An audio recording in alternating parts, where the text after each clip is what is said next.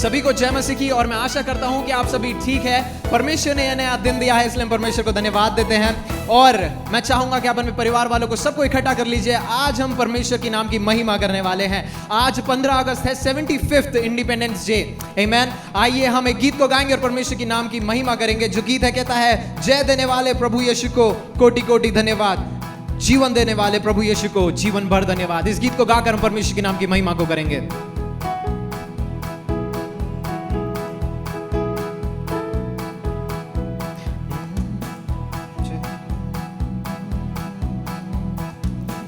जय देने वाले प्रभु यीशु को कोटि कोटि धन्यवाद, जीवन देने वाले प्रभु यीशु को जीवन भर धन्यवाद।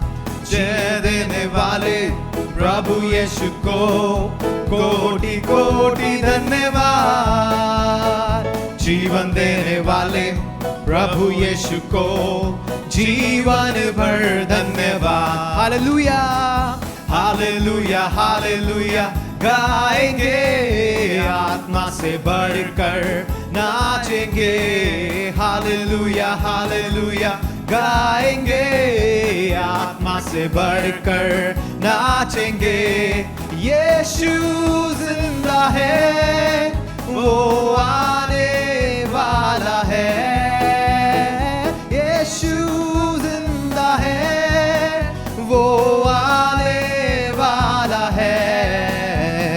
शांति देने वाले प्रभु यीशु को कोटि कोटि धन्यवाद, मुक्ति देने वाले प्रभु यीशु को जीवन भर धन्यवाद। शांति देने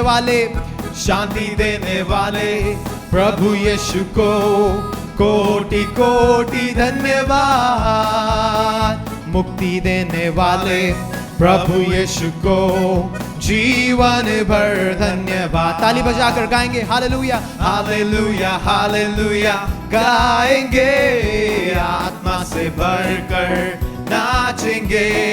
हालेलुया हालेलुया गाएंगे, आत्मा से बढ़कर नाचेंगे। यीशु जिंदा है, वो आने वाला है। यीशु जिंदा है, वो आने वाला है। आनंद देने वाले प्रभु यीशु को कोटि कोटि धन्यवाद, चंगा करने वाले प्रभु यीशु गाएंगे ताली बजाकर जीवन भर धन्यवाद। आनंद देने वाले प्रभु यीशु को कोटि कोटि धन्यवाद, चंगा करने वाले प्रभु यीशु को जीवन भर धन्यवाद। हालेलुया हालेलुया गाएंगे, आत्मा से बढ़कर नाचेंगे। हालेलुया हालेलुया गाएंगे, आत्मा से बढ़कर नाचेंगे।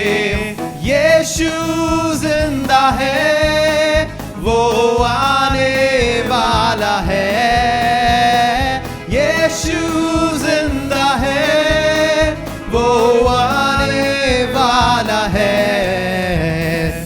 जीवन देने वाले प्रभु यीशु को कोटि कोटि धन्यवाद, तृप्ति देने वाले प्रभु यीशु को जीवन भर धन्यवाद। जीवन देने वाले प्रभु यीशु को कोटि कोटि धन्यवाद, तृप्ति देने वाले प्रभु यीशु को जीवन भर धन्यवाद। हालेलुया हालेलुया गाएंगे, आत्मा से बढ़कर नाचेंगे। हालेलुया हालेलुया गाएंगे, आत्मा से बढ़कर नाचेंगे। यीशु जिंदा है, वो आने वाला है। यीशु जिंदा है, वो ताली बजाएंगे हम। परमेश्वर ने हमें शांति दिया है, मुक्ति दिया है, आनंद दिया है, चंगा किया है, जीवन दिया है, तृप्ति दिया है। सबसे उद्धार, सबसे बड़ी जो बात है वो है उद्धार दिया है परमेश्वर ने।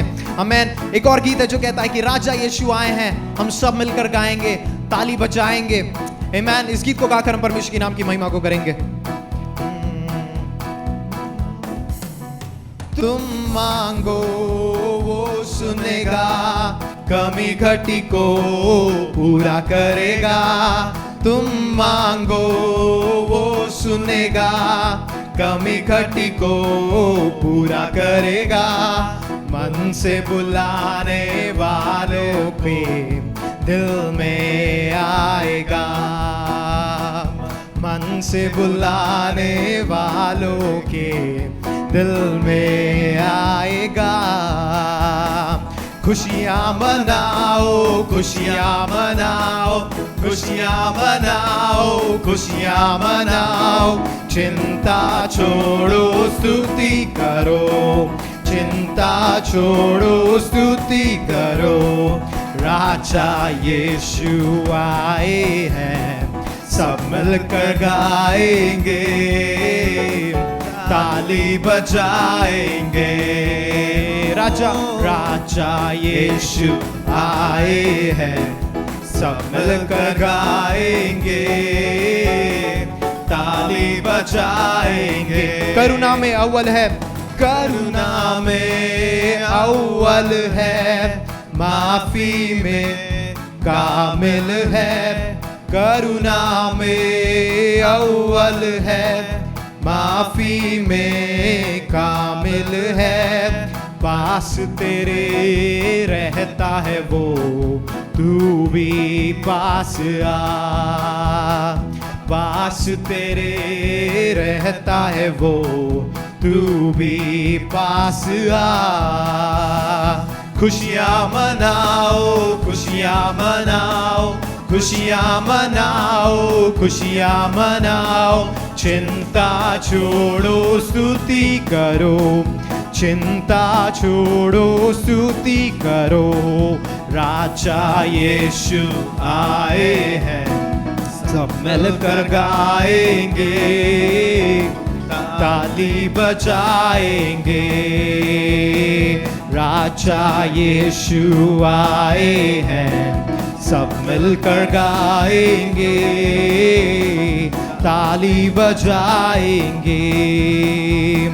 निर्बल को बल देगा, रोगी को छू लेगा। निर्बल को बल देगा, रोगी को छू लेगा।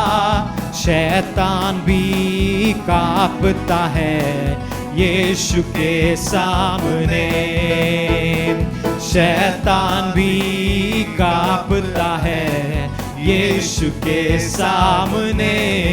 खुशियाँ मनाओ, खुशियाँ मनाओ, खुशियाँ मनाओ, खुशियाँ मनाओ।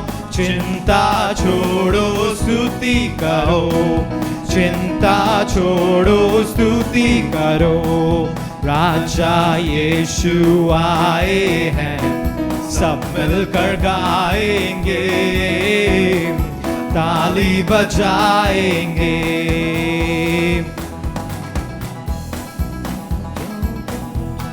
राजाओं का राजा यीशु हालेलुया, राजाओं का राजा यीशु हालेलुया। प्रभुओं का प्रभु यीशु हालेलुया, प्रभुओं का प्रभु यीशु हालेलुया। यीशु नाम में उद्धार हमको हालेलुया, प्रभु यीशु नाम में उद्धार हमको हालेलुया। गाएंगे हम, यीशु नाम में उद्धार हमको हालेलुया, प्रभु यीशु नाम में आनंद जीवन हालेलुया। चंगा करने वाला यीशु हालेलुया, चंगा करने वाला यीशु हालेलुया। छुटकारा देने वाला यीशु हालेलुया, छुटकारा देने वाला यीशु हालेलुया। यीशु नाम में उद्धार हमको, हालेलुया। प्रभु यीशु नाम में आनंद जीवन, हालेलुया। यीशु नाम में उद्धार हमको, हालेलुया। प्रभु यीशु नाम में आनंद जीवन, हालेलुया। मुक्ति का मार्ग यीशु, हालेलुया। मुक्ति का है मार्ग यीशु, हालेलुया। स्वर्ग का है द्वार यीशु, हालेलुया। स्वर्ग का है द्वार यीशु, हालेलुया। यीशु नाम में उद्धार हमको, हालेलुया। प्रभु यीशु नाम में आनंद जीवन, हालेलुया।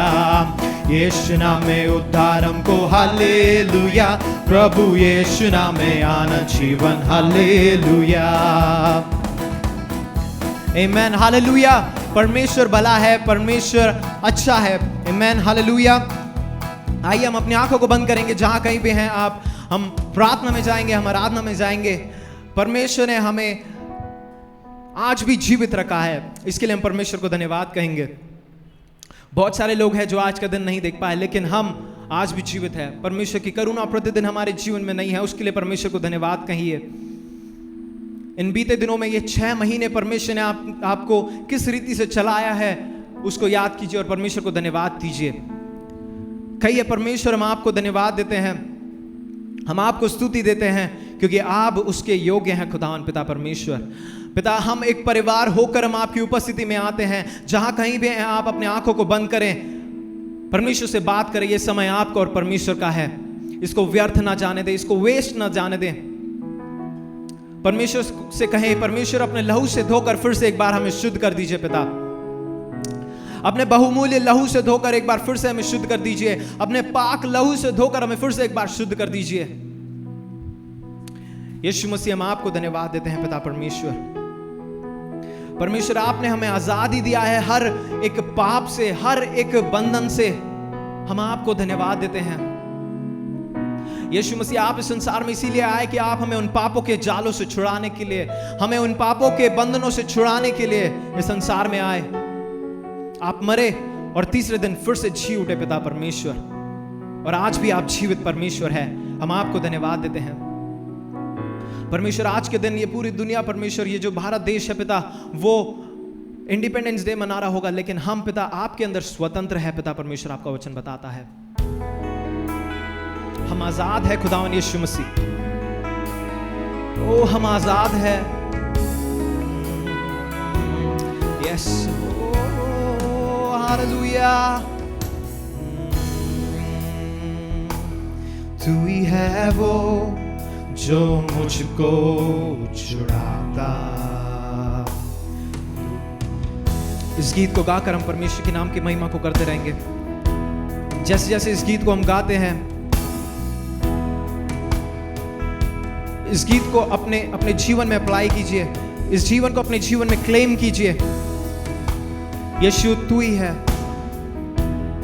यस जीसस, तू ही है वो, तू ही है वो जो मुझको छुड़ाता। यस यस जीसस, तू ही है वो जो मुझको संभालता। Yes Lord. देखता हूँ मैं जब तेरे क्रूस की ओर, तू ही है वो जो मुझको बचाता। यस जीसस, मैं आजाद हूँ, मैं आजाद तेरे लहू से हुआ हूँ। दिल की गहराई से विश्वास के साथ गाएंगे। मैं आजाद यस जीसस,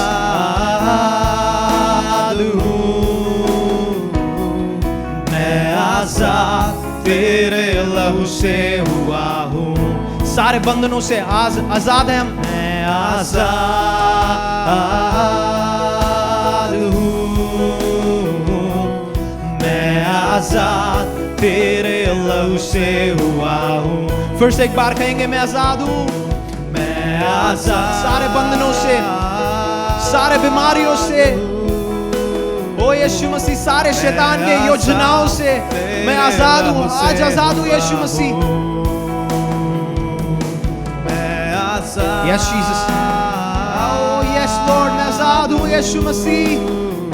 आपके कोड़े खाने से हम चंगे हुए हैं खुदा। तेरे लहू से ओ आपके उस सूली पर चढ़ने से हमें एक नया जीवन मिला है यीशुए। मैं आजाद हूँ,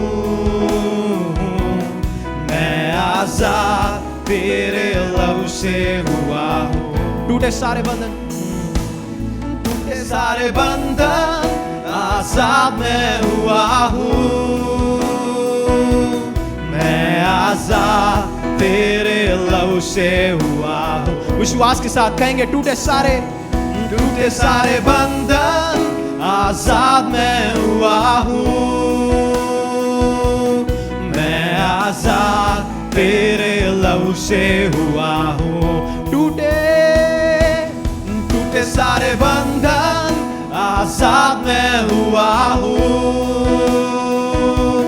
मैं आजाद तेरे लहू से हुआ हूँ। मैं आजाद हूँ। अपने हाथों को उठाकर गाएंगे यीशु मसीह से। मैं आजाद तेरे लहू से हुआ हूँ। Oh yes Lord, मैं आजाद हूँ। मैं आजाद सिर्फ और सिर्फ तेरे लहू से। Yes, Jesus. Oh यीशु है, तेरे लहू से हम आजाद हुए हैं खुदा। यीशु मसीह, आपके लहू बहाने से हम चंगे हुए हैं, हम ठीक हुए हैं, हमें पापों से क्षमा मिला है, हमें छुटकारा मिला है यीशु मसीह। ओ धन्यवाद करते हैं। आजाद हूं मैं। हम डिक्लेयर करेंगे आज के दिन, मैं आजाद हूं, मैं आजाद हूं। क्यों ना आप अपने मुंह को खोलकर कहेंगे यीशु मसीह से, यीशु मसीह हाँ मैं आजाद हूं। उस लत से परमेश्वर मैं आजाद हूं, उस बीमारी से मैं आजाद हूं, उस परेशानी से मैं आजाद हूं, उस आर्थिक समस्या से मैं आजाद हूं यीशु मसीह। ओ यस जीसस। मैं आजाद तेरे लहू से हुआ हूँ। तू राज्य कर हमारे जीवन में यीशु मसीह। ओ तू राज्य कर यीशु है हमारे जीवन में। तू राज्य कर यीशु मसीह। तू राज करे, तू राज करे, तू राज करे सारी दुनिया में। घुटने टिके, सारे घुटने घुटने टिके यीशु नाम के लिए। हाथों को उठाकर गाएंगे।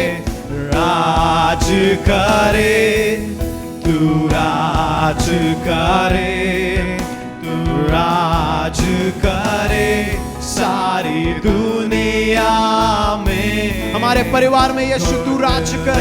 टिके, ओ घुटने टिके, घुटने टिके यीशु नाम के लिए। Yes Jesus. ओ परमेश्वर, हम आपके सामने घुटने टेकते हैं खुदा। आपने हमें रचा है, आपने संसार को बनाया है। हम सिर्फ आपके नाम, आपके सामने, आपके नाम के सामने, आपकी उपस्थिति के सामने हम घुटने टेकते हैं यीशु मसीह। ओह यस जीसस, तू राज्य कर पिता। इस संसार में तू राज्य करे, हमारे कलीसियाओं में आप राज्य करे, हमारे परिवार में आप राज्य करे यीशु मसीह। क्योंकि आप हमारे यहोवा है, सेनाओं के यहोवा है। आप यहूदा के परमेश्वर सिंह है पिता परमेश्वर। ओ आप राजाओं के राजा है पिता। हम आपको अनुमति देते हैं परमेश्वर कि आप हमारे जीवन में राज्य करें। Yes Jesus. तूने किया खाली अपने आप Yes, Jesus. को, छोड़ी सारी महिमा। सच है, सच है। होकर खुदा किया शून्य अपने आप को, बनाया मनुष्य समान, बन गया दास समान। मृत्यु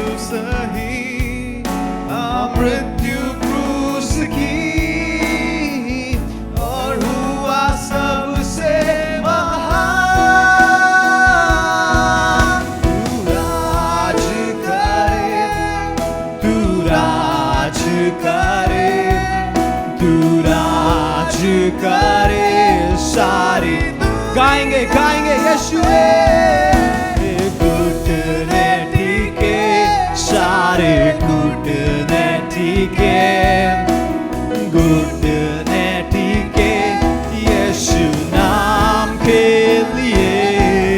तू राज करे, तू राज करे, तू राज करे सारी दुनिया में। घुटने टिके, सारे घुटने टिके, हाथ उठाकर घुटने टिके केवल केवल यीशु नाम के लिए।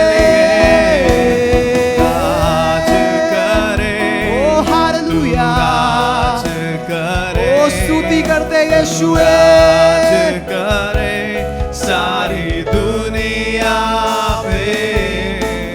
घुटने टिके Yes, Jesus. सारे ओ हम हमारे घुटनों को दिखाते हैं। घुटने ओ हर जुबान हर घुटने टिकेंगे यीशु मसीह के सामने। Thank you, Jesus. ओ आपकी उपस्थिति के लिए धन्यवाद। हमारे बीच में आप आए पिता, हम आपको धन्यवाद देते हैं। सारी सारी दुनिया में, घुटने टिके, कहेंगे आखिरी बात।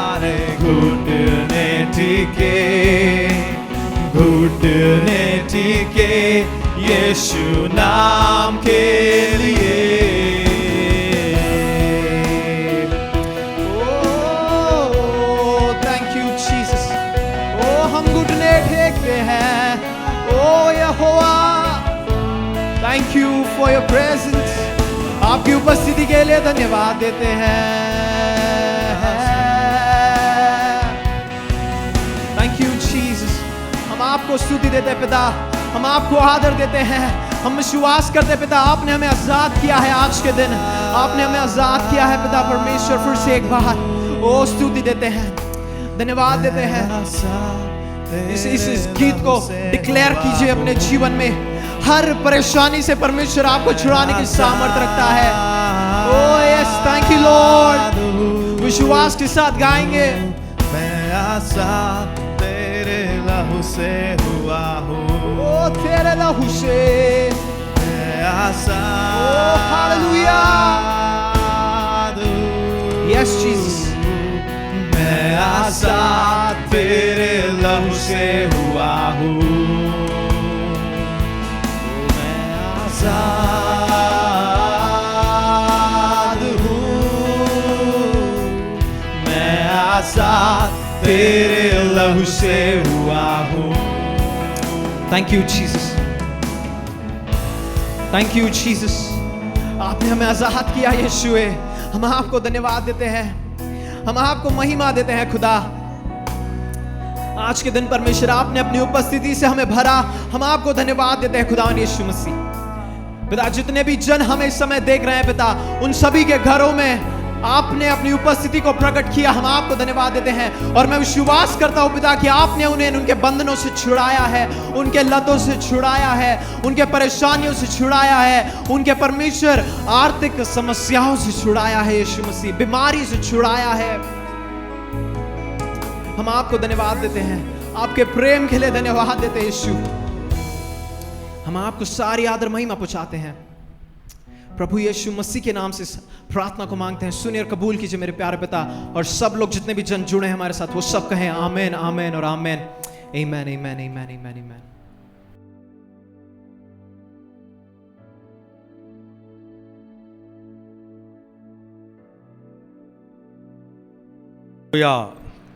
Praise the Lord. Hallelujah. தேவனுடைய நாமத்துக்கு மகிமை உண்டாவதாக. परमेश्वर के नाम की महिमा हो। இந்த காலை வேளையிலே உங்கள் மத்தியிலே தேவனுடைய செய்தியை பகிர்ந்து கொள்ள கர்த்தர் கொடுத்த கிருபைக்காக ஸ்தோத்திரிக்கிறேன். परमेश्वर ने ये सुबह का मौका दिया, सौभाग्य दिया कि आप सभी के सामने परमेश्वर के वचन को लेकर आओ। इसलिए मैं परमेश्वर को நம்முடைய धन्यवाद देता இந்திய हूं। தேசம் 75வது சுதந்திர தின விழா கொண்டாடி கொண்டிருக்கிறது. हमारा जो भारत देश है आज 75th स्वतंत्रता दिवस को मना रहा है। நாம கூட சுதந்திர தினத்தை கொண்டாடி கொண்டிருக்கிறோம். हम भी स्वतंत्रता दिवस को मना रहे हैं. தேவன் நாம் விடுதலையா இருக்க விரும்புகிறாரா? परमेश्वर क्या चाहता है कि हम आजाद रहें, स्वतंत्र रहें? நாம் அடிமைகளா இருக்க தேவன் விரும்பினாரா? क्या परमेश्वर चाहता है कि हम बंधुआई में रहें? தேவனுடைய பைபிள் வேதத்தை வாசிக்கிறோம். हम परमेश्वर के वचन से हम पढ़ते हैं. மனிதனை தேவன் வந்து அடிமையாக உண்டாக்கவில்லை. परमेश्वर ने इन मनुष्य को बंधन में रहने के लिए नहीं बनाया. அவனை தேவன் ஃப்ரீ வில் உடைய மனுஷனாக உண்டாக்கினார். परमेश्वर ने एक फ्री विल के साथ परमेश्वर ने इन मनुष्य को बनाया. ஆதாம் கூட சொல்லப்பட்டிருக்கிறது. आदम के बारे में कहा गया है. இந்த தோட்டத்தில் உள்ள மரத்தின் கனிகள் எல்லாம் புசிக்கலாம், ஆனால் நன்மை தீமை அறியத்தக்க மரத்தின் கனிகளை மாத்து புசிக்க வேண்டாம் என்று சொன்னார். आदम को कहा गया, परमेश्वर ने आदम को कहा कि इस वाटिका के जितने भी जो भी फल है वो सब तू खा सकता है, लेकिन भलाई और बुराई की जो फल है उसको तू नहीं खा सकता. நீ அதை சாப்பிடும் நாளிலே சாகவே சாவாய் என்று சொன்னார். परमेश्वर ने कहा कि जिस दिन तू उसको खाएगा उसी दिन निश्चय रूप से मर जाएगा. ஏதேன் தோட்டத்தில் எல்லா மரத்தின் கனிகளை நீ சாப்பிடலாம். वो आदम की वाटिका में जितने भी फल है तो वो सब खा सकता है करके ஒரே परमेश्वर ஒரு ने कहा. பழத்தை மாத்து சாப்பிடாதே, மரத்தின் கனியை சாப்பிடாதே என்று சொன்னார். लेकिन परमेश्वर ने कहा कि सिर्फ ये इस फल को मत खाना तुम. இது என்ன காட்டுக்கு சொன்னா, நமக்கு அடிமைத்தனத்தில் ஆண்டவர் உண்டாக்கவில்லை, फ्रीडम கொடுத்து உண்டாக்கினார் சொல்லப்பட்டிருக்கு. देखिए परमेश्वर हमें इस बात को, यह बात हमें क्या बताती है? ये बात हमें ये बताती है कि परमेश्वर ने हमें बंदी गृह में बंधन में रहने के लिए नहीं बनाया, लेकिन एक आजादी के साथ, स्वतंत्रता के साथ परमेश्वर ने हमें बनाया. ஆண்டவர் ஒரு அடிமையாக நம்ம உண்டாக்கவில்லைன்னு சொல்லுகிறது.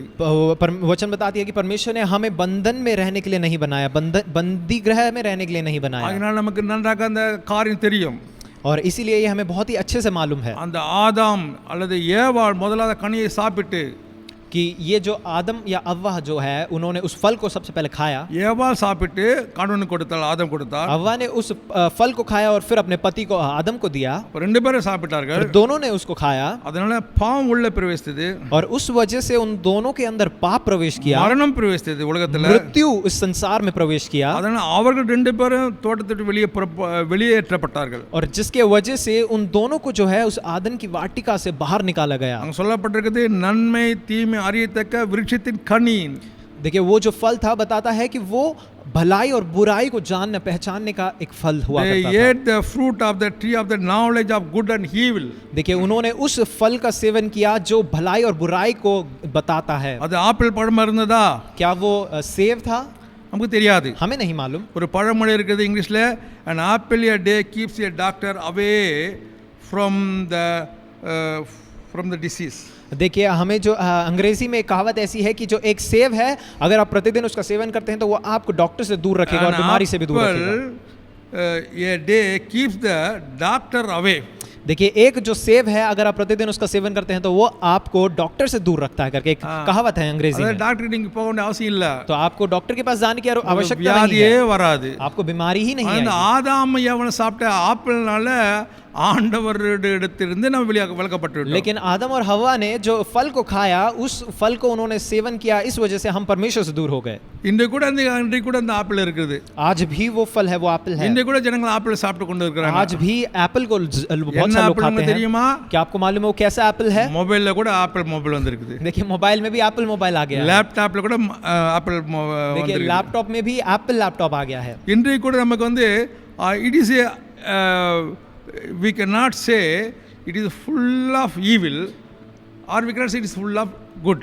देखिए हम ये नहीं बोल सकते कि जो भी संसार में चीजें आई है वो पूरी रीति से बुरी है, हम ये भी नहीं कह सकते वो पूरी रीति से अच्छी भी है. இந்த ஆப்பிள் மொபைலும் ஆப்பிள் லேப்டாப்லாம் ஃபுல்லா ஈவில்னு சொல்ல முடியாது, ஃபுல்லா குட்னு சொல்ல முடியாது. और जो एप्पल मोबाइल एप्पल लैपटॉप आते हैं उन सब में जो है सब कुछ बुरी है ये भी नहीं बोल सकते और सब कुछ अच्छा है हम ये भी नहीं बोल सकते. हम சிறு பிள்ளைகளை பார்த்து தொடாதேன்னு சொன்னா கூட கட்டை தொடுவார்கள். अगर हम छोटे बच्चों को कहते हैं कि उस चीज को तुम मत छुओ तो वो निश्चय रूप से उसको छूते ही है.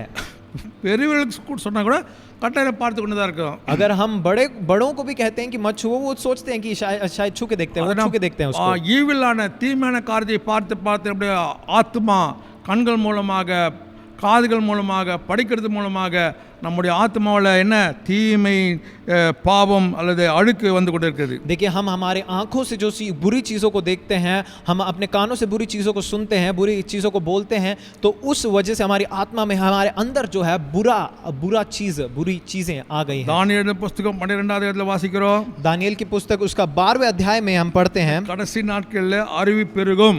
आखिरी दिनों में जो है knowledge will increase. जो आखिरी दिनों में जो है, जो ज्ञान है, जो बुद्धि है, वो बढ़ जाएगा. Hallelujah. हालेलुया. நாம் இந்த கடைசி நாட்களில் இருக்கிறோம் என்பது எல்லா காரியம் சொல்லப்பட்டிருக்குது. देखिए, हम आखिरी दिनों में है कर बहुत सारी चीजें हमें बताती है.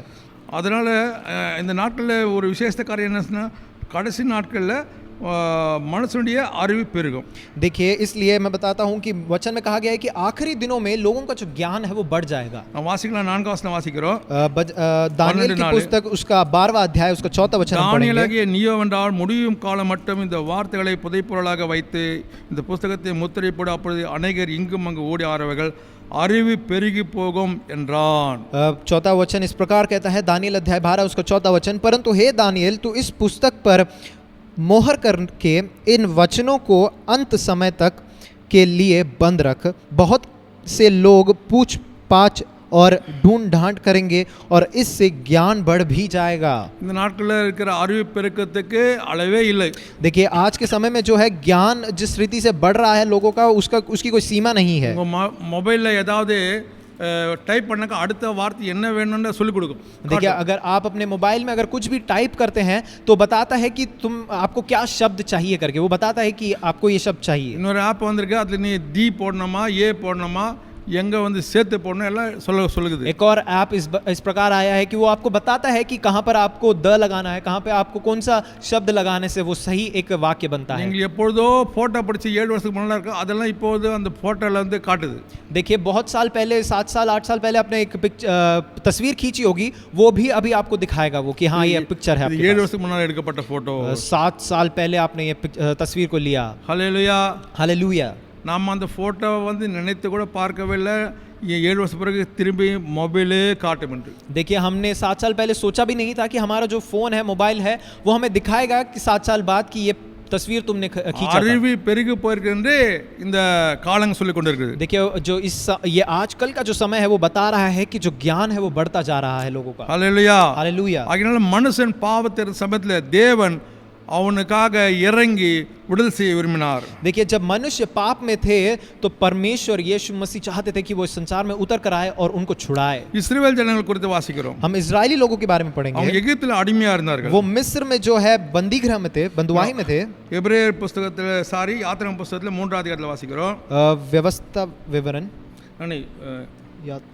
எக்ஸோடஸ் निर्गमन की पुस्तक 3 அதிகாரம் 3 अध्याय 5 வசனம் வாசிக்கும் பொழுது हम 5 वचन जब हम पढ़ते हैं, மோசே இடத்துல தேவன் வருகிறார், காட்சி கொடுக்கிறார். मूसा के सामने परमेश्वर प्रकट होते हैं. அந்த எரிகிற முட்செடியை பார்த்து அது அவிந்து போகாமல் 20 பார்த்து ஆச்சரியப்பட்டு அது கிட்ட வந்து பார்க்கிறார். और फिर जलते हुए उस झाड़ी के पास आते हैं. फिर मूसा उसको देखता है और उसके पास जाता है. वो அப்பொழுது ஆண்டவர் சொல்றாரு, இங்கே கிட்டி சேராதே, உன் கால் இருக்கிற பாதரட்சி காட்டிய போட நீ நிற்கிற இடம் परिस्थ भूमि என்றார். परमेश्वर जो है मूसा से कहते हैं कि तू अपने पैरों में जो चप्पल को तूने पहना है उनको उतार दे, जिस स्थान पर तू खड़ा है वो पवित्र स्थल है. और சொல்றாரு, நான் ஆபிரகாமின் தேவன், ஈசாக்கின் தேவன், யாக்கோபின் தேவனுமா ஆகிய உன் பிதாக்குடைய தேவனா இருக்கிறேன் என்றார். परमेश्वर कहते हैं कि मैं याकूब, ईसाक और अब्राहम का परमेश्वर हूं जो तेरे सामने हूं. மோசே தேவனை நோக்கி பார்க்க பயந்தால் தன் முகத்தை மூடிக்கொண்டானா. देखिए, वचन बताती है कि मूसा ने परमेश्वर को देखकर वो डर गया, उसने अपने मुंह को छिपा लिया. அப்பொழுது கர்த்தர் சொல்றாரு, எகிப்தில் இருக்கிற என் ஜனத்தின் உபத்திரத்தை நான் பார்த்தேன். तो परमेश्वर मूसा से कहते हैं कि मिस्र में जो मेरे लोग हैं, जो इजरायली लोग हैं, जो पीड़ा सह रहे हैं, उसको मैंने याद किया है. ஆலோட்டிகள் நிமித்தமாக அவர்கள் படுகிற கூக்குரலை கேட்டேன். ஆலோட்டிகள் 3:7. फिर यहोवा ने कहा, मैंने अपनी प्रजा के लोगों जो मिस्र में हैं उनके दुख को निश्चय देखा है और उनकी जो चिल्लाहट परिश्रम करने वालों के कारण होती है उनको भी मैंने सुना है. அவர்கள் படுகிற வேதனைகளை அறிந்திருக்கிறேன். उनके उन पीड़ा को, दुख को निश्चय मैंने देखा है. அவர் உபத்திரத்தை பார்த்தார். परमेश्वर ने उनके उस दुख को देखा, சத்தத்தை கூக்குரலை கேட்டார், उनके चिल्लाहट को परमेश्वर ने सुना, வேதனை அறிந்திருக்கேன் சொல்றார். उनके दर्द को परमेश्वर ने कहा कि मैं जानता हूं. ஆண்டவர் நிறுத்தி விட்டாரா? परमेश्वर ने क्या उसमें उतने में ही रोक दिया अपने आप को? नहीं, बिल्कुल नहीं. அவர்களை எகிப்தின் கைக்கு விடுதலையாக்கும்படியாக परमेश्वर ने मिस्र से उनको छुड़ाने के लिए அந்த தேசத்திலிருந்து நீக்கி கானானின் தேசத்திலே கொண்டு போய் சேர்க்கும்படியாக और उस देश से निकाल कर कनान के देश में पहुंचाने के लिए இப்போது நான் இறங்கி வந்தேன் என்று சொல்கிறார். परमेश्वर कहते हैं कि इसीलिए मैं उतर आया हूं. हालेलुया. हालेलुया. எப்பேற்பட்ட தேவன் பாருங்க. देखिए कैसा एक परमेश्वर है हमारा। நம்முடைய ஜனங்கள் அடிமைத்தனத்தில் இருக்கக்கூடாது, அவங்களுக்கு ஃப்ரீடம் வேண்டும் என்று சொல்லுகிற தேவன். परमेश्वर उनके जनों के लिए, उनके लोगों के लिए एक स्वतंत्रता, एक आजादी देने के लिए परमेश्वर आए नीचे। இந்த ஜனங்கள் இந்த அடிமைத்தனத்தில் கொண்டு வந்ததே அவருடைய பிளான்ல இருந்தது. देखिए जो बंदी गृह में लोग आए, ये भी परमेश्वर की योजना में थी। ஆபிரகாமுக்கு சொல்லப்பட்டது, अब्राहम को ऐसा कहा गया। ஆதியாகம புத்தகத்துல 15 அதிகாரத்துல வாசிக்கிறோம், उत्पत्ति की पुस्तक उसके 15वां अध्याय में हम पढ़ते 15 हैं। வசனத்தை வாசிக்கும் பொழுது 13वें वचन से जब हम पढ़ते हैं, அப்பொழுது தேவன் ஆபிரகாமை நோக்கி, உன் சந்ததியா தங்களுடைய அல்லாத அந்நிய தேசத்திலே பரதேசிலே இருந்து அந்த தேசத்தாரை சேவிப்பார்கள் என்று அவர்களால் 400 வருஷம் உபத்திரப்படுவார் என்று நீ நிச்சயம் அறிய கடவுள் சொன்னார்.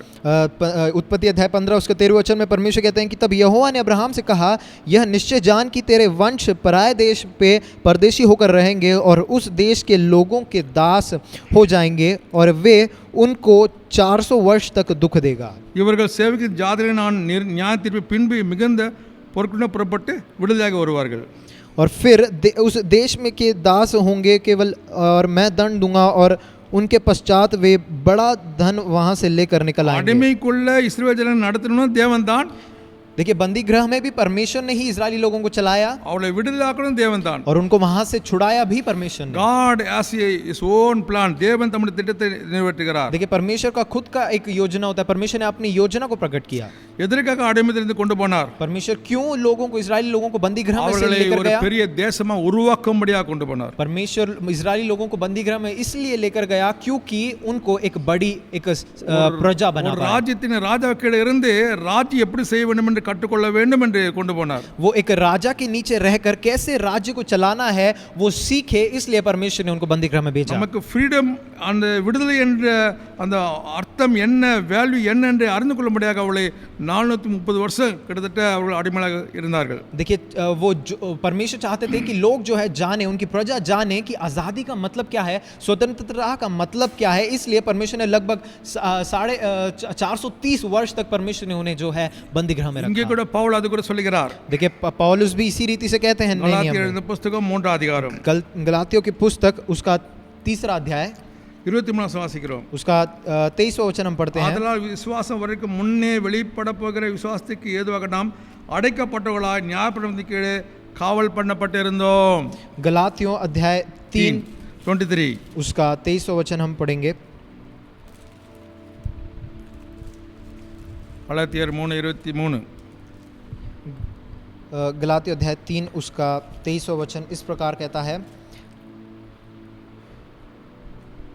पर विश्वास के आने से पहले व्यवस्था की अधीनता में हमारी रखवाली होती थी, और उस विश्वास ने आने तक जो प्रकट होने वाला था हम उसी के बंधन में रहे। Hallelujah hallelujah. இங்க சொல்லப்பட்ட நியாயப்பிரமாணத்தின் கீழே பந்தன் में அடிமைத்தனத்தில் இருந்தோம். देखिए यहाँ पे बताती है कि व्यवस्था के नीचे हम बंधन में थे। இயேசு கிறிஸ்து மூலமாக விடுதலையாக்கப்பட்டோம். यीशु मसीह के जरिए हम छुड़ाए गए। இயேசு கிறிஸ்து வரும் வரைக்கும் ஜனங்கள் நியாயப்பிரமாணத்தின் கீழே இருந்தார்கள். यीशु मसीह के आने से पहले तक लोग जो है व्यवस्था के नीचे बंधुआई में தேவனுடைய थे। ஜனங்கள் இருந்தார்கள்.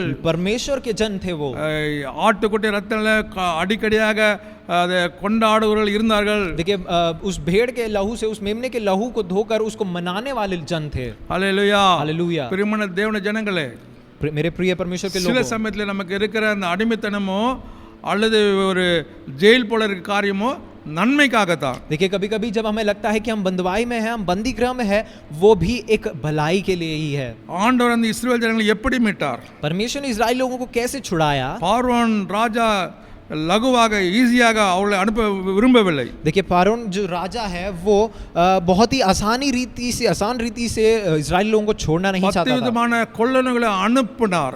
10 प्रकार के बीमारियों को भेजा गया। 9 கொள்ளநோய்க்கு அவன் செவிசாய்க்கவில்லை. देखिए 9 बीमारियों को उन्होंने इतना स्मरण नहीं किया उस चीज का। 12 யாத்திராம் புத்தகம் 12 வாசிக்க निर्गमन 12 निर्गमन अध्याय 12 में हम इसको पढ़ते हैं। அது வாசிக்கிற 6 வாசிக்கும் பொழுது 6वां वचन जब हम पढ़ते हैं, அதாவது 5 வாசிக்கிறேன். निर्गमन अध्याय 12 उसका 5वां वचन, அந்த ஆட்டுக்குட்டி, அதாவது பஸ்கா ஆட்டுக்குட்டி கொண்டாட வேண்டுமா, அந்த ஆட்டுக்குட்டி பழுதற்றதும் ஆணும் 1 வயது உள்ளதா இருக்க வேண்டும்.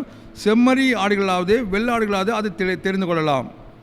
5वां वचन इस प्रकार कहता है कि तुम्हारा मेमना निर्दोष और 1 वर्ष का नर हो, और उसे चाहे भेड़ों में से लेने चाहे बकरियां में से। இதை இந்த மாதம் 14ஆம் தேதி வரைக்கும் வைத்திருந்து இஸ்ரேல் சபையார் ஒவ்வொரு கூட்டத்தாரும் சாயங்காலத்தை அதை அடித்து அது ரத்தத்தில் கொஞ்சம் எடுத்து தாங்கள் அதை புசிக்கும் வீட்டு வாசல் நிலைக்கால் இரண்டில் நிலை மேற்சடை தெளித்து அதை பூச வேண்டும். छठा वचन इस प्रकार कहता है कि और इस महीने के 14 दिन तक उसे रख छोड़ना और उस दिन गोधूली के समय इज़राइल की सारी मंडली के लोग उसे बलि करें. அந்த ராத்திரியிலே அன்று ராத்திரியிலே அதன் மாம்சத்தை நெருப்பினால் சுட்டு புளிப்புள்ளது அப்பத்தோடு கசப்பான கீரையோடு அது புசி கடவன். सातवां वचन इस प्रकार कहता है कि तब वे उसको लहू में से कुछ लेकर जिन घरों में मेमने को खाएंगे उन्हें उनके द्वारों के दोनों अलंगों और चौखट के सिरे पर लगाएं. 12 வாசிக்கும் போது இது 12 வாசிக்கிறதில் அந்த ராத்திரிலே நான் எகிப்து தேசம் எங்கும் கடந்து போய் எகிப்து தேசத்தில் உள்ள மனிதர்கள் முதல் மிருகஜீவங்கள் மட்டும் முதற் பேராக இருக்கிற எல்லாம் அதம் பண்ணி எகிப்து தேவர்களின் எகிப்து தேவர்கள் மேல் நீதி செலுத்துவே நானே கர்த்தர். निर्गमन 12 उसका 12वां वचन कहता है कि क्योंकि उस रात को मैं मिस्र देश के बीच में होकर जाऊंगा और मिस्र देश के क्या मनुष्य क्या पशु सब के पहलोटों को मारूंगा और मिस्र के सारे देवताओं को भी मैं दंड दूंगा. मैं यहोवा हूँ. நீங்கள் இருக்கும் வீடுகளில் அந்த ரத்தம் உங்களுக்கு அடையாளமாக இருக்கும். और जिन घरों में तुम रहोगे उन पर वह लहू तुम्हारे लिए चिन्ह ठहरेगा. அந்த ரத்தத்தை நான் கண்டு உங்களை கடந்து போவேன். और अर्थात मैं उस लहू को देखकर तुमको छोड़ जाऊंगा. நான் எகிப்து தேசத்தை அழிக்கும்போது அழிக்கும்போது உங்களுக்குள்ள வராதிருக்கும் அந்த ரத்தத்தை பார்த்து. और जब मैं मिस्र देश के लोगों को मारूंगा तब वह विपत्ति तुम पर न पड़ेगी. அல்லேலூயா. हालेलुया. நான் வாசிக்கிறோம் மறுபடியும் हम फिर से पढ़ते हैं 29 வசனத்துல 29 वचन हम पढ़ते हैं. நடுராத்திரிலே சிங்காசனம் மேல் வீற்றிருக்கும் பார்வோனுடைய தலைப்பிள்ளை முதல் காவல் கடைகள் இருக்க சிறைப்பட்டுள்ள தலைப்பிள்ளை வரைக்கும் எகிப்து தேசத்தில் இருந்த முதற் பேர் அனைத்தையும் மிருக ஜீவன்களில் தலையிட்ட அனைத்தையும் கர்த்தர் अடித்தார். निर्गमन अध्याय 12 उसका 29वां वचन इस प्रकार कहता है कि ऐसा हुआ कि आधी रात को यहोवा ने मिस्र देश के सिंहासन पर विराजने वाले फ़िरौन से लेकर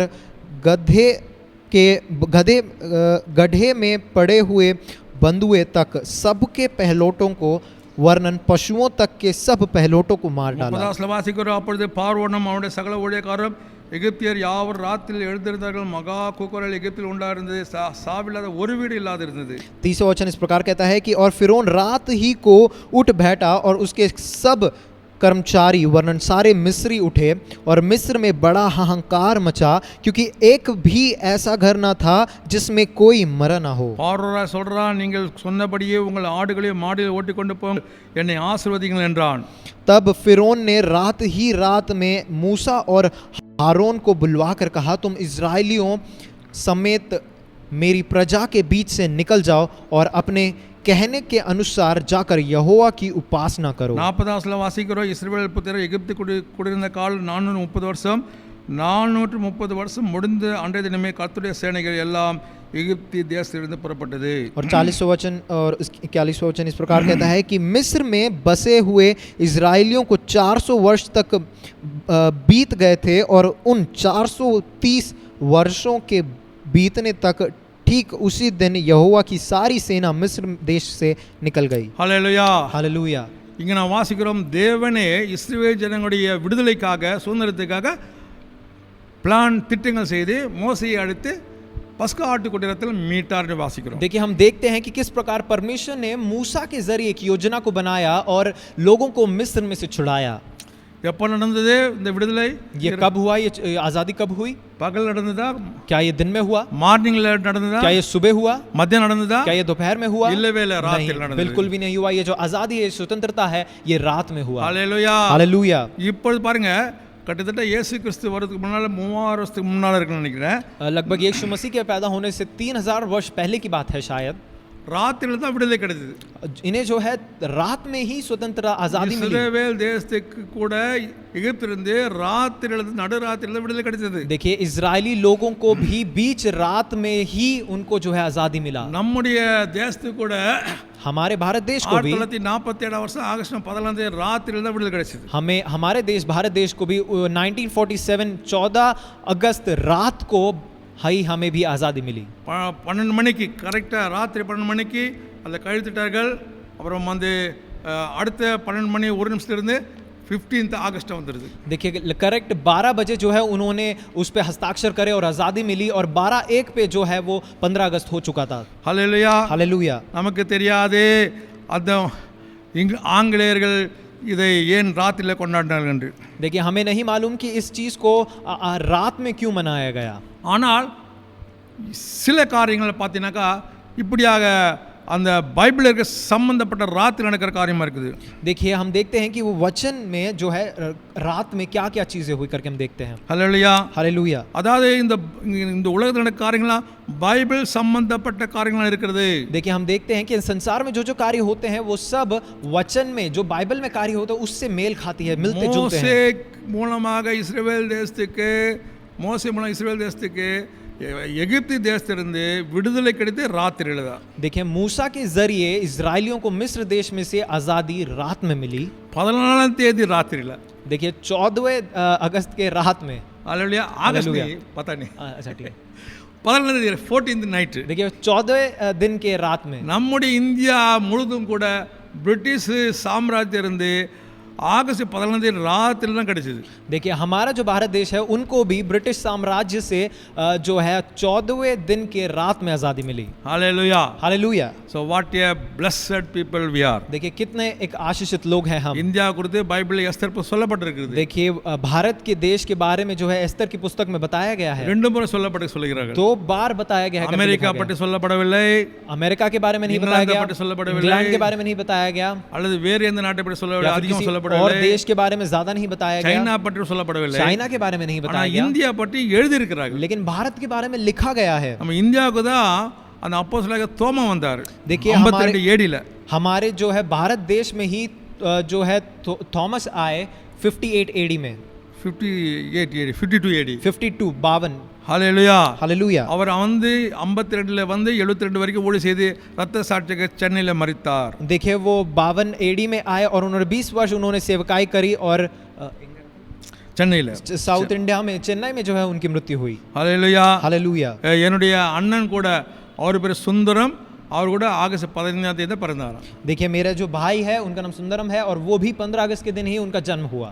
அதை இண்டிபெண்டன்ஸ் டே சுதந்திர தினத்தில் பிறந்தாலும் அவருக்கு சுதந்திரன் வைக்கணும், சுந்தரன் வைத்து விட்டார்கள். देखिए वो स्वतंत्रता दिन के दिन पैदा हुए तो उनका नाम स्वतंत्र ऐसे तमिल में नाम है रखने वाले थे, लेकिन उनका नाम हमने सुंदरम रखा. இந்த 1757ல பிரிட்டிஷ்காரர்கள் ஈஸ்ட் இந்தியா கம்பெனிக்காரர்கள் வந்து நம்ம நாட்டை பிடித்தார்கள். देखिए 1757 में जो है ब्रिटिश जो लोग हैं ईस्ट इंडिया कंपनी वाले आए और हमारे भारत देश में कब्जा करने की कोशिश करी. எப்படி வந்து பிடித்தார்கள்? कैसे उन्होंने कब्जा किया आकर?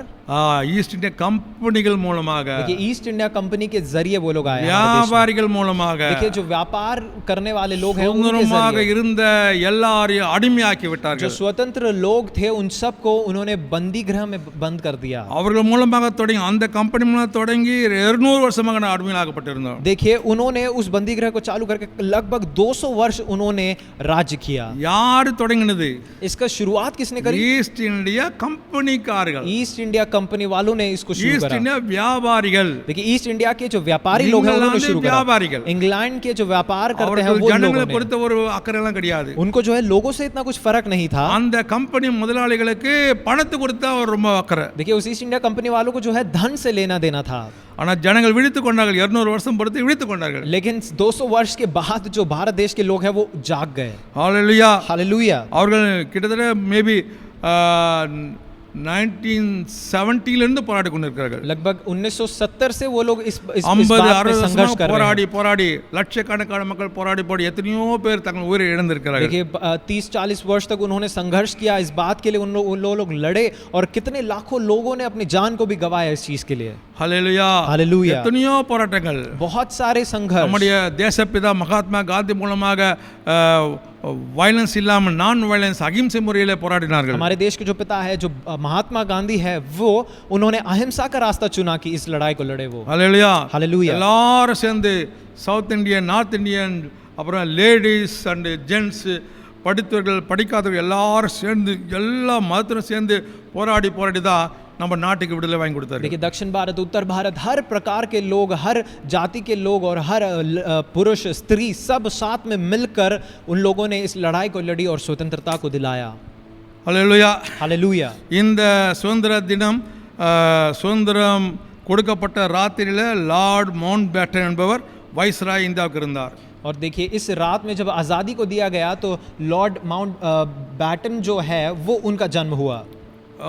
அவர் தான் அந்த கவர்னராக இருந்த பெரிய அதிகாரியாக இருந்தார். वो जो है वो गवर्नर थे, इंग्लैंड के गवर्नर थे वो। அவர் மூலமாகத்தான் அவருடைய கையெழுத்து மூலமாகத்தான் நம்முடைய இந்தியாவுக்கு அந்த 1947 ஆகஸ்ட் 14 இரவில் கையெழுத்து போட்டு நமக்கு விடுதலை டாக்குமெண்ட் கிடைத்தது. और जो है उस गवर्नर के वजह से ही 1947 14 की रात को जो है उन्होंने हस्ताक्षर करा, उसके बाद ही हमें आज़ादी मिली। நம்ம ராஷ்டிரபதி பவனில் 4-5 பேர் கூடியிருந்தார்களாம். हमारे राष्ट्रपति भवन से जो है 4-5 लोग उधर मौजूद थे। நேருஜி இருந்தார், नेहरू जी थे वहाँ पर। அப்புறம் வந்து வேறு நிறைய பேர் டாக்டர் ராதாகிருஷ்ணன் இருந்தார், डॉक्टर राधाकृष्णन थे वहाँ சர்தார் पर, பட்டேல் ஜி இருந்தார், सरदार वल्लभ भाई पटेल थे वहाँ ஜின்னா கூட இருந்தாங்களாம், पर, जिन्ना भी थे वहाँ पर। மகாத்மா காந்திஜி கல்கட்டாவில் இருந்தாங்க சொல்லப்பட்டிருக்குது. लेकिन उस समय में महात्मा गांधी जी थे वो कलकत्ता में है ऐसा बताया गया है। நிறைய பேர் அங்கே போகல, கொஞ்சம் பேர் வந்து ரெப்ரஸன்ட் இருந்து அந்த மவுண்ட் பேட்டன் இருந்து அந்த டாக்குமெண்ட்ல கையெழுத்து வாங்கி இந்தியா விடுதலையாகி விட்டது என்று கையெழுத்து பத்திரத்தை வாங்கி கொண்டார். देखिए बहुत सारे लोग थे, ऐसा नहीं बताया गया है, लेकिन कुछ जन थे वहाँ पे भारत देश से जो है रिप्रेजेंट कर रहे थे और उन्होंने जो है हस्ताक्षर लिया लॉर्ड माउंट बैटन का और उस समय उन्होंने आज़ादी को प्राप्त किया। கர்த்தருடைய நாமத்துக்கு மகிமை உண்டாதாக. परमेश्वर के नाम की महिमा हो। அந்த சுதந்திரம் வாங்கின டெல்லியில் நான் கூட இருந்து ஊழியம் செய்து கொண்டு இருக்கிறேன். परमेश्वर की नाम की महिमा हो। जिस देश में हमें आज़ादी मिली उसी देश के उस दिल्ली में हम है और मैं सेवकाई को कर रहा हूँ। Praise the Lord. परमेश्वर की महिमा हो। जय Hallelujah. Praise the lord. Hallelujah Hallelujah. Hallelujah. 1947 வருஷம் ஆகஸ்ட் 14 பெரிய ஒரு ஆசீர்வாதமான ஒரு நாளாக கருதப்படுகிறது இந்தியாவுக்கு. 1947 उसके अगस्त 14वें दिन में उसका जो रात में एक बहुत ही एक आशीषित दिन माना जाता है। Hallelujah. हालेलुया। அதே போல இஸ்ரவேல் ஜனங்களுக்கு மோசே மூலமாக பார்வோன் தேசத்திலிருந்து எகிப்து தேசத்தில் விடுதலை செய்யத்தக்கதாக அந்த 14 இரவு இருந்தது. और इसी रीति से मूसा को भी 14वें दिन मूसा के जरिए जो है आज़ादी प्राप्त करवाई इजराइल लोगों को और इजरायली लोगों के लिए भी एक आशीषित दिन था। ஹல்லேலூயா. हालेलुया। அங்க இஸ்ரவேல் ஜனங்களுடைய ரெப்ரசன்டேட்டிவாக மோசேயும் ஆரோனும் இருந்தார்கள். और इजराइल की तरफ से जो है अपने आप को पेश करने के लिए आरोन और मूसा वहाँ पर मौजूद थे அங்க கூட விடுதலை பெற்றது ராத்திரி நேரத்தில் தான். और उनको आज़ादी मिली वो भी रात में ही मिला। அவர்கள் எல்லாரும் அந்த தேசத்தை விட்டு கானான் தேசத்துக்கு புறப்பட்டு வந்து கொண்டிருக்கிறார்கள். देखिए वो लोग जो है वहाँ मिस्र से निकल कर कानान की तरफ चलने को निकलते हैं। வாட் பைபிள் சம்பந்தமான காரியம் நம்முடைய இந்திய தேசம் நடந்து கொண்டிருக்குது. देखिए कितना एक बाइबल से मेल खाता हुआ चीज एक घटना हमारे इस भारत देश में हुआ है। அந்த இஸ்ரவேல் தேசத்தை உண்டாக்குறதுக்காக ஆண்டவர் ஆபிரகாமை அழைத்தார். देखिए उस इजराइल के देश को बनाने के लिए परमेश्वर ने अब्राहम को बुलाया। நான் உன்னை பெரிய ஜாதியாக்குவேன்னு ஜாதியாக்கி காட்டினார். परमेश्वर ने अब्राहम को कहा कि मैं तुझे एक बहुत बड़ी जाति बनाऊंगा और परमेश्वर ने उसको बनाया। உன்னுடைய ஜனங்கள் 400 வருஷமாக எகிப்திலே अन्य देश परदेशी இருப்பார்கள், அடிமையில் இருப்பார்கள் சொன்னார். परमेश्वर ने अब्राहम को कहा कि तेरे जो लोग हैं वो परदेशी में 400 वर्ष तक बंदीगृह में रहेंगे और रहे भी लोग। பிறகு இங்க வந்து கானான் தேசத்திலிருந்து குடியிருப்பார்கள் சொன்னார். और फिर परमेश्वर ने कहा कि वहां से छूटकर मिस्र परदेशी देश में से छूटकर कानान में आकर रहेंगे करके परमेश्वर ने कहा और रहे भी। ஆபிரகாம் மரித்து விட்டார். अब्राहम की फिर मृत्यु हुई மகன் குமாரன் ஈசாக்கு மரித்து விட்டார். और उनके बेटे की इसहाक की मृत्यु हुई। யாக்கோபு வந்து பிறந்து மரித்து விட்டார். और फिर याकूब का जन्म हुआ और उनका भी मृत्यु हुआ। யோசேப்பு வந்து அவரும் மரித்து விட்டார். यूसुफ पैदा हुए और फिर उनका भी मृत्यु हुआ। மோசேயின் காலத்துல 400 வருஷத்துக்கு 30 வருஷத்துக்கு பிறகுதான் அந்த வார்த்தை நிறைவேறியது. देखिए 300-400 वर्ष के बाद ही ये जो वायदा जो परमेश्वर ने जो बातें परमेश्वर ने अब्राहम को कही थी वो सच हुआ। ஆண்டவர் சொன்ன வார்த்தையை உனக்கு கொடுத்தாலும் உன் பிள்ளைகளை ஆசீர்வதின்னு சொல்லியிருந்தாலும் அது கட்டாயம் நிறைவேற்றுவார். अगर परमेश्वर ने एक वचन आपको दिया है कि परमेश्वर आपको आपके संतानों को आशीष करेगा तो परमेश्वर निश्चय रूप से आशीष करेगा। யாக்கோபுக்கு சொன்னார், நான் சொன்னதை நிறைவேற்றும் அளவு உன்னை கைவிட மாட்டேன் சொன்னார். परमेश्वर ने कहा कि याकूब से कहा कि मैं निश्चय रूप से तुझे कभी नहीं छोड़ूंगा, तो नहीं छोड़ा परमेश्वर ने। தாவீது ராஜாவை பெரிய ராஜாவாக்கி அவனுடைய சந்ததியை நான் சிங்காசனத்தில் வைப்பேன்னு சொல்லி வாக்குறுதி அதை நடத்தி கொண்டே இருக்கிறார். परमेश्वर ने जो है दाऊद को वायदा किया कि मैं तुझे और तेरी जो जो जो जो बच्चे होंगे, संतान होंगे, उनको मैं सिंहासन पर बिठाऊंगा और परमेश्वर उसको करता आया है। அதே போல சவுல் சொல்லப்படவில்லை. அதே போல சவுல் ராஜாக்கு சொல்லப்படவில்லை. और इस प्रकार लेकिन सौल जो राजा है उसको इस प्रकार नहीं कहा गया। தாவீது தேவனுக்கு ஏற்ற கருத்து தேடினதால दाऊद அவனுடைய சந்ததி எல்லாம் ஆசீர்வதிக்கப்பட்டது. देखिए दाऊद जो है परमेश्वर के कार्यों को ढूंढता था, इसलिए परमेश्वर ने उसकी संतानों को आशीष किया। அவன் செய்த அந்த ஆசீர்வாதம் அவன் செய்த அந்த ஆண்டவரை தேடின காரியம் அவன் குடும்பத்தை வம்சத்துக்கே ஆசீர்வாதத்தை கொண்டு வந்தது. देखिए जो परमेश्वर के कार्य को दाऊद ढूंढता था, उस चीज ने उस जो परमेश्वर के लिए वो ढूंढता था, उस कार्य ने, उस ढूंढने वाले कार्य ने उसकी संतानों को, उसके परिवार के लिए एक बहुत बड़ा आशीष का कारण ठहराया। ஆண்டவர் சொல்கிறார், கர்த்தருடைய கட்டளை கீழ்ப்படியவர்களுக்கு 1000 வருஷ சந்ததி வரைக்கும் வருஷங்கள சந்ததி வரைக்கும் ஆசீர்வதிப்பேன் சொல்லி. परमेश्वर का वचन बताती है कि जो भी परमेश्वर का आज्ञा का पालन करते हैं, वो परमेश्वर उनके संतानों को 1000 वर्ष तक आशीष देगा। Hallelujah, praise the hallelujah, Lord, hallelujah, praise the Lord. ஆண்டவர் விடுதலை சுதந்திரத்தை விரும்புகிறாரா, ஃப்ரீடம் விரும்புகிறார்? देखिए क्या अगर प्रश्न ये है कि क्या परमेश्वर भी आजादी को चाहते हैं, रुचि रखते हैं स्वतंत्रता में, तो जवाब है हाँ, रखते हैं। Hallelujah, hallelujah. हमारे இந்திய தேச சுதந்திரத்தை ஆண்டவர் விரும்பினார்। देखिए परमेश्वर हमारे भारत देश में आजादी मिले, ये भी चाहते थे परमेश्वर। हालेलुया, हालेलुया, கர்த்தருடைய நாமத்துக்கு மகிமை உண்டாவதாக। परमेश्वर के नाम की महिमा हो। இப்போ நாம் பைபிள்ல புதிய ஏற்பாடுல வருகிறோம்। हम अब नए नियम में आएंगे। அங்க பாத்தீங்கன்னாக்கா ஆண்டவர் இயேசு கிறிஸ்து ஜனங்கிட்ட பேசிக் கொண்டிருக்கிறார்। हम देखते हैं कि यहाँ पर यीशु मसीह जो है लोगों से बात कर रहे होते हैं। யோவான் சுவிசேஷத்துல 8வது அதிகாரத்துல வாசிக்கிறோம்। यूहन्ना की पुस्तक उसका 8वां अध्याय। அப்போ ஆண்டவர் இப்படி சொல்கிறாரு, तब परमेश्वर यीशु मसीह इस प्रकार कहते हैं। 8:30-31 வாசிக்கிறோம்। 8 उसका 30वां 21वां और 32वां वचन हम देखते இவர்களை हैं। அவர் சொல்லுகையில் அநேகர் இடத்தில் விசுவாசம் வைத்தார்கள்। 8:30 யோவான் 8:30 यूहन्ना अध्याय 8 उसका 30वां वचन, वह ये बातें कह ही रहा था कि बहुतों ने उस पर विश्वास किया। இயேசு தம்மை விசுவாசித்து யூதரை நோக்கி நீங்கள் என் உபஸ்தே நிலைத்திருந்தால் மெய்யாகவே சீஷராய் இருப்பீர்கள்। तब यीशु ने उन यहूदियों से जिन्होंने उस पर विश्वास किया था कहा, यदि तुम मेरे वचन में बने रहोगे तो सचमुच मेरे चेले ठहरोगे। நிலைத்திருக்க வேண்டும், கண்டினியூ பண்ண வேண்டும்। இயேசுடைய டீச்சிங்ல கண்டினியூ பண்ண வேண்டும்। परमेश्वर की जो सीख है उस पे हमें बने रहना है। நம்ம ரட்சிக்கப்பட்டு கொண்டே இருக்கிறோம்। हमने उद्धार पाया है, हम उद्धार पाते आए हैं। மனம் திரும்பி கொண்டே இருக்க வேண்டும்। जो मन फिराते हैं उन्हें मन फिराते रहना है। விசுவாசி கொண்டே இருக்க வேண்டும்। जो विश्वासी है उसको विश्वास करते रहना है। பரிசுத்தமாகி கொண்டே இருக்க வேண்டும்। जो पवित्र है उसको और भी पवित्र बनते रहना है। நீதிமான் ஆகிவிட்டு நீதி காரியங்களை செய்து கொண்டே இருக்க வேண்டும்। जो धर्मी है वो धर्मी जन के कार्य करते रहे। கடைசி மட்டும் நிலைத்து நிற்பவனே ரட்சிக்கப்படும் என்று ஆண்டவர் இயேசு சொல்லியிருக்கிறார்। परमेश्वर यीशु मसीह ने कहा कि आखिरी तक जो बना रहेगा इन बातों में वो निश्चय रूप से चेला बनेगा मेरा, वो बचाया जाएगा। हालेलुया, आमेन, हालेलुया। இந்த நாட்களில் யூடியூப்ல பார்க்கும்போது நரகத்தை குறித்து பார்க்கும்போது பார்த்தவர்கள் சொல்ற காரியங்கள் பயங்கரமா இருக்கிறது। देखिए यूट्यूब में जब हम देखते हैं नरक के बारे में जो बातें कही जाती है, तो हम देखते हैं बहुत ही भयंकर है वो सब बातें। நரகம் இருக்கிறது। देखिए नरक है सच இயேசு கிறிஸ்துவே சொன்னார், यीशु मसीह ने खुद कहा பாவத்தின் சம்பளம் மரணம், पाप का जो फल है वो मृत्यु है। அந்த மரணம் இரண்டாவது மரணம், वो जो मृत्यु है वो दूसरी मृत्यु है। அக்கினி கடலும் எரிகிற அக்கினி கடலே ராத்திரி மூலமாக நாம் தள்ளப்படுவோம்। जलते हुए नदी में जो है लहरों में हमें फेंका जाएगा। சாத்தான் இரவும் பகலுமாக அந்த அக்கினிக்கு தள்ளப்படுவான்। शैतान जो है दिन रात उसमें आपको डालेगा। அவனை சேர்ந்த தேவ தூதர்களும் பாவம் செய்த தேவ தூதர்களும் அக்கினிக்கு தள்ளப்படுவார்கள்। और उसके साथ जो शैतान के साथ जो स्वर्गदूत है वो भी उसमें होंगे। மனுஷனுக்காக அக்கினி ஆண்டவர் வந்து உண்டாக்கவில்லை, பிசாசுக்காகவும் அவனுடைய தூதர்கள் உண்டாக்கினார்। देखिए परमेश्वर ने मनुष्य के लिए अग्नि को नहीं, आग को नहीं बनाया, लेकिन परमेश्वर ने शैतान और उसके संग जो लोग हैं उसके लिए बनाया। ஆனால் நாம் ஆண்டவருடைய வார்த்தை கீழ்ப்படியாமல் விடுதலை பெற விரும்பாமல் அவன் பிசாசுடைய பின்னா சொன்னதே நம்புவது நிமித்தமாக நாம் நரகத்துக்கு போகிறோம்। देखिए हम जो है परमेश्वर की बातों को ना मानकर, शैतान जो कहता है उसकी बातों को मानकर हम उसके पीछे जाते हैं। அதனால ஆண்டவர் இயேசு கிறிஸ்து இங்க சொல்கிறார் 8:32ல, इसलिए प्रभु यीशु मसीह यहाँ पे कहते हैं यूहन्ना अध्याय 8 उसके 32वें वचन में, சத்தியத்தை அறிவீர்கள், சத்தியம் உங்களை விடுதலையாக்கும் என்றார்। तुम सत्य को जानोगे और सत्य तुम्हें स्वतंत्र करेगा। Hallelujah, hallelujah. நமக்கு சத்தியம் தேவை, हमें सत्य की जरूरत है, சத்தியத்தை அறிந்து கொள்ள வேண்டும், हमें सत्य को जानना है। அது குறித்து நாம் பிரசங்கம் பண்ணி கொண்டிருக்கிறோம்। उसके बारे में हम प्रचार कर रहे மற்ற हैं, ஜனங்களுக்கு பிரசங்கம் பண்ணி கொண்டிருக்கிறோம்। दूसरे लोगों से हम प्रचार करते हैं। யாரெல்லாம் விரும்பி அதிகம் ஆழமாக கேட்கிறவர்கள் விடுதலை பெற்றுக் கொண்டு जो வருகிறார்கள்। भी इन बातों को गहराई में अपनाता है, समझता है, वो स्वतंत्र होते हैं। ஒரு காலத்துல எனக்கு சத்தியம் சொல்லப்பட்ட நேரத்தில் நான் ஏற்றுக்கொள்ளாமல் இருந்தேன்। किसी एक समय में जब मुझे सत्य बताया गया तो मैंने उसको अपनाया नहीं, ஆனால் ஏற்றுக்கொண்ட சமயத்தில் எனக்கு விடுதலை கிடைத்தது। लेकिन जब मैंने अपनाया तो मुझे छुटकारा मिला। நான் 17-16 வயசுல மரண பயத்தில் பீடிக்கப்பட்டிருந்தேं। देखिए 16 साल का था, तब से मैं जो हूँ मैं मृत्यु के भय से मैं भयभीत था। நாங்க இருந்த ரோட்ல जिस रोड में हम रहते थे, பாத்ரூம் எல்லாம் வெளியே வரணும் நைட் டைம்ல। जो बाथरूम है उसके लिए हमें घर से बाहर आना पड़ता था। பார்த்தீங்கன்னாக்கா அப்போ ஒரு நாயர் ரொம்ப குலைக்கும்। जो डॉगियां हैं वो सब बहुत भौंका करते थे रात में। அப்புறம் சலங் சலங் சலங் சத்தம் எல்லாம் கேட்கும் और जो जो छन छन करके जो आवाज भी आती थी என் रात में, தூக்கம்லாம் கலந்து போயிடும் और जो मेरी नींद है वो सब उड़ जाती அப்படியே थी। நடு கொண்டு இருப்பேன் मैं जो कांपता था रात में, அட்லீஸ்ட் ஒரு ½ அன் அவர் அது நடந்து கொண்டு இருக்கும் लगभग कम से कम आधे घंटे तो मैं कांपता था। அப்படி நான் மரண பயத்தினால பாதிக்கப்பட்டிருந்தேன் ऐसे जो है मृत्यु के एक भय से मैं जूझ रहा था।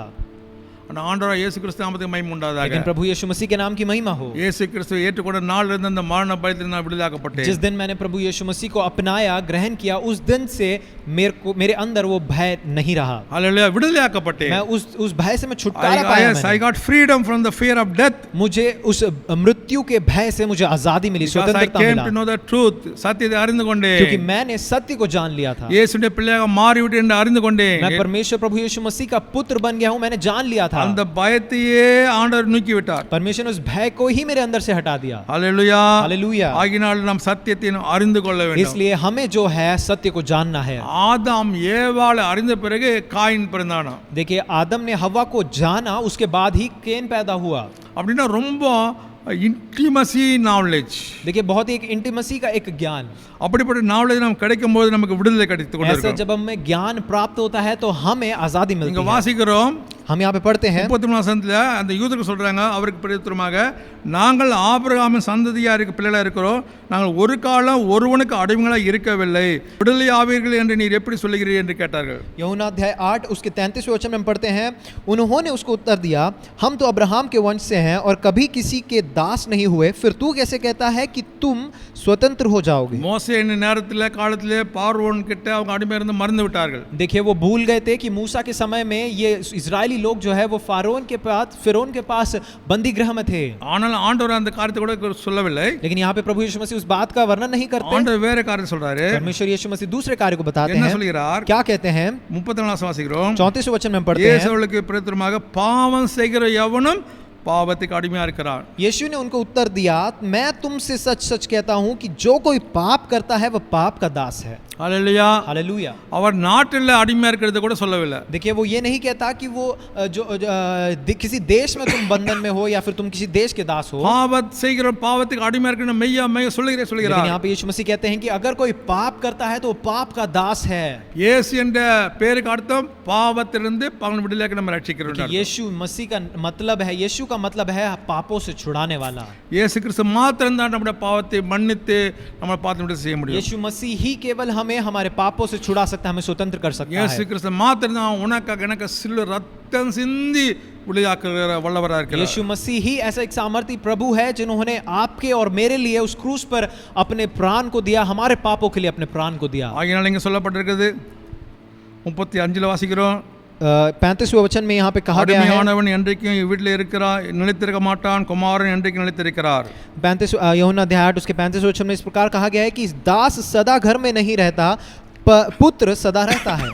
ஆகையால் குமாரன் உங்களை விடுதலாக்கினால் மெய்யாக விடுதலை ஆவீர்கள் इसलिए यदि पुत्र तुम्हें स्वतंत्र करेगा तो सचमुच तुम स्वतंत्र हो जाओगे। 34 எப்படி வாசிக்கிறோம் 34वें वचन में पढ़ते हैं, அடிமையா இருக்கிற மெய்யா மெய்யா சொல்கிறேன் मैं तुमसे सच सच कहता हूँ। 35 அடிமையானவன் என்றைக்கும் வீட்டில் நிலைத்திருக்க और மாட்டான் फिर 35वें वचन में कहा गया है कि दास सदा घर में नहीं रहता, पुत्र सदा रहता है।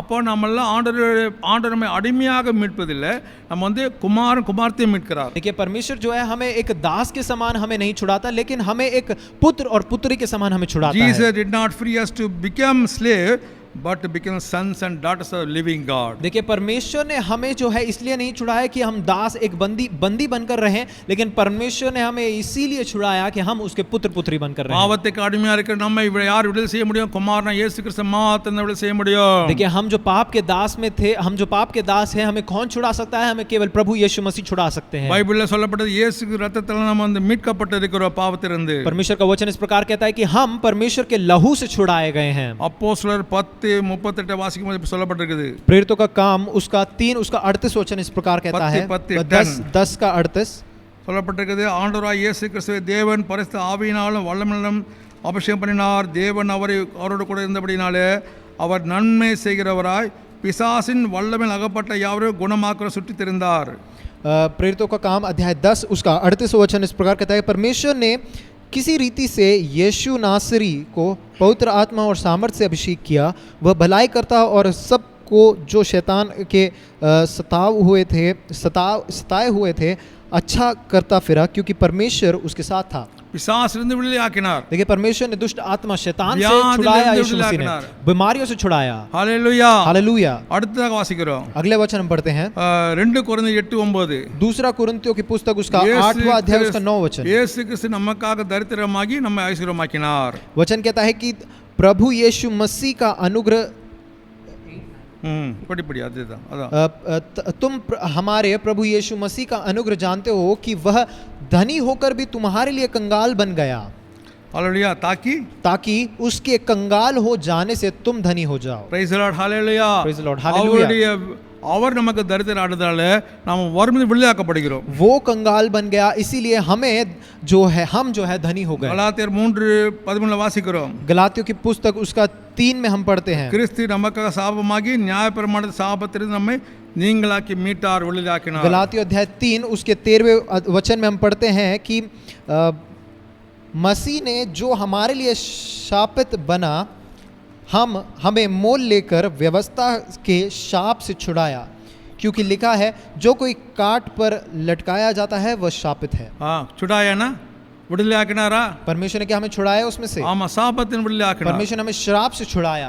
கொலோசியர் 1:11 வாசிக்கிறோம். कुलोसियों की पुस्तक में हम पढ़ते हैं இருளின் அதிகாரத்தில் நம்மை விடுதலையாக்கி தமது அன்பின் குமாரனுடைய ராஜ்யத்துக்கு உட்படுத்தினவராக இருக்கிற பிதாவை ஸ்தோத்திரிக்கிறோம். कुलोसियों अध्याय 1 उसका 13वें वचन में हम पढ़ते हैं उसी ने हमें अंधकार के वश से छुड़ाकर अपने प्रिय पुत्र के राज्य में प्रवेश कराया।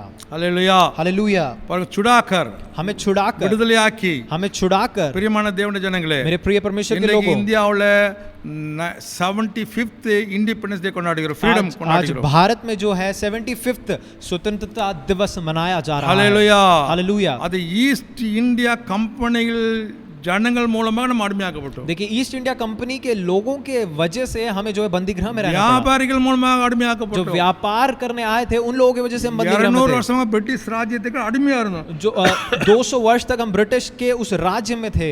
हालेलुया. हालेलुया. சில பேர் சொல்றாங்க, कुछ लोग कहते हैं साउथ में इस प्रकार कहते हैं कुछ लोग வெள்ளக்காரன் காலத்துல நல்லா இருந்து அப்படி சொல்றாங்க. वो लोग कहते हैं कि जब गोरे लोग हुआ करते थे उनके राज्य में हम अच्छे से जीवन को बिताते थे, ஆனாதான் ஏற்றுக்கொள்ள முடியாது. लेकिन हम इस बात को मान नहीं सकते।